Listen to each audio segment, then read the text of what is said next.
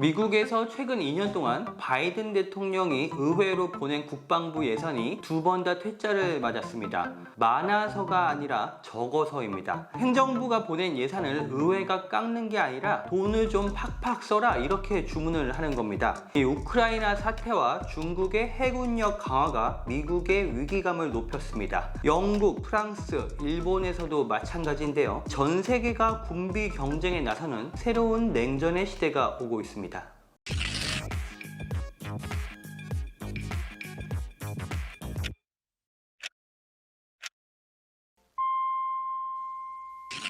안녕하세요. 서울경제신문 워싱턴 특파원 윤홍호입니다. 2023년 회계연도에 바이든 행정부가 의회에 요청한 펜타곤, 즉 국방부 예산이 약 7,730억 달러입니다. 그런데 미국 상원 군사위원회에서 약 450억 달러를 추가해서 8,170억 달러를 승인했습니다. 물론 이 예산은 하원과 다시 조정을 거쳐야 하지만 하원 역시 기존 바이든 정부 국방 예산보다 증액을 요구하고 있습니다. 우리 돈으로 환산하면 좀 더 피부에 와 닿을 텐데요. 8,170억 달러라고 하면 현재 환율로 약 1,070조 원이 됩니다. 미 국방부 예산 1,000조 시대가 열리는 셈입니다. 사우디아라비아 같은 나라의 GDP와 맞먹습니다. 바이든 대통령이 기존에 요청한 국방부 예산은 이미 전년 대비 4.1%가 늘어난 건데요. 여기에 러시아의 우크라이나 침공, 중국과의 경쟁 심화 등의 요소가 이미 반영돼 있었습니다. 하지만 미국 의회는 이마저도 모자라다고 본 겁니다. 특히 8에서 9%에 달하는 인플레이션 지수가 이번 증액에 상당한 영향을 끼쳤습니다. 아시다시피 미국의 6월 물가가 9.1%가 올랐습니다.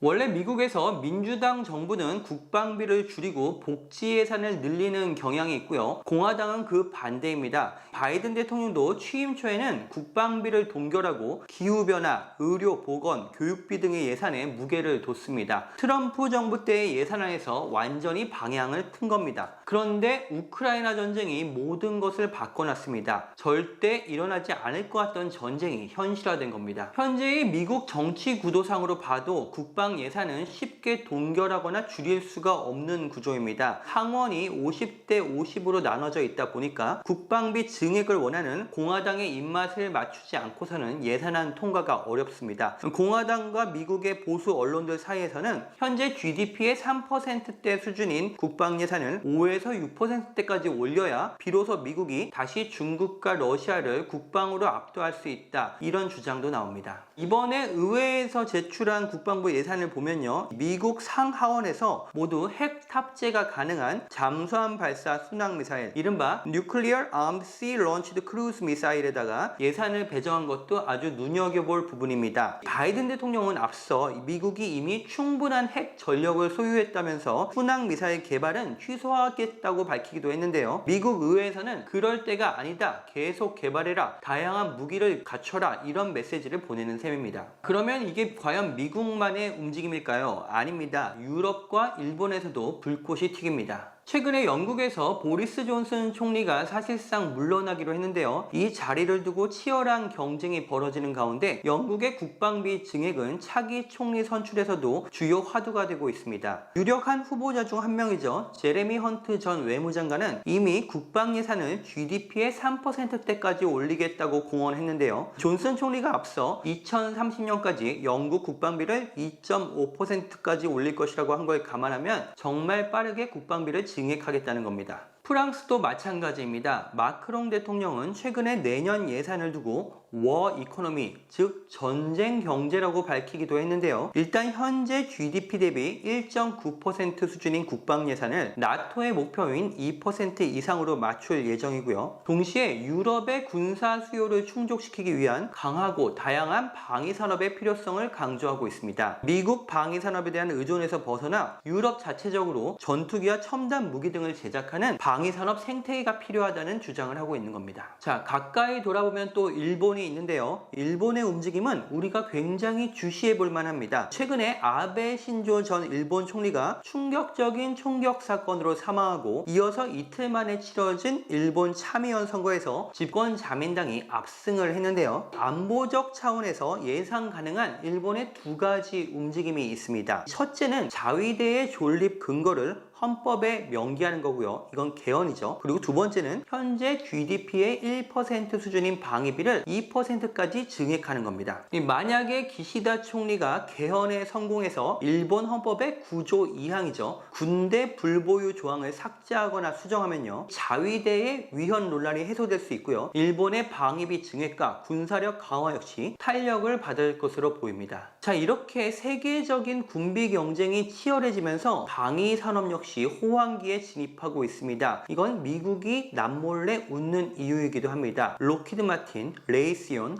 보잉, 노스룹 그루먼, 제너럴 다이나믹스 등 세계 5대 방위산업체가 모두 미국 기업입니다. 최근 유럽이 군비 강화에 나서면서 이 로키드 마틴의 전투기 수요가 특히 크게 늘고 있는데요. 이 독일 같은 경우 노후된 토네이도 전투기 교체를 위해서 F-35 35대를 주문했고요. 2020년부터 인도될 예정입니다. 이 레이시온 같은 경우는 미국 정부에 이 비행기 잡는 대공 미사일이죠. 스팅어 미사일을 공급하는 대규모 공급 계약을 체결했는데요. 미국이 이 스팅어 미사일을 우크라이나에 대거 지원하면서 미국 재고가 소진되고 있는 상황입니다. 자, 이렇게 서방 진영의 군비 경쟁이 치열해지는데 중국이 가만히 있을 리가 없습니다. 중국에서는 최근 러시아가 우크라이나 전쟁에서 고전하는 걸 보면서 중국의 국방비를 GDP의 2% 수준까지 올려야 한다. 그리고 중국의 무기를 완전히 첨단화해야 한다. 이런 목소리가 높아집니다. 수년 후 대만에서의 분쟁까지 염두에 둔 움직임이 아니냐 이런 관측이 나오는데요. 이래저래 대한민국은 강대국들의 총성 없는 경쟁터에 여전히 갇혀 있는 것 같습니다. 윤홍호의 워싱턴 24시 다음 시간에 다시 찾아오겠습니다.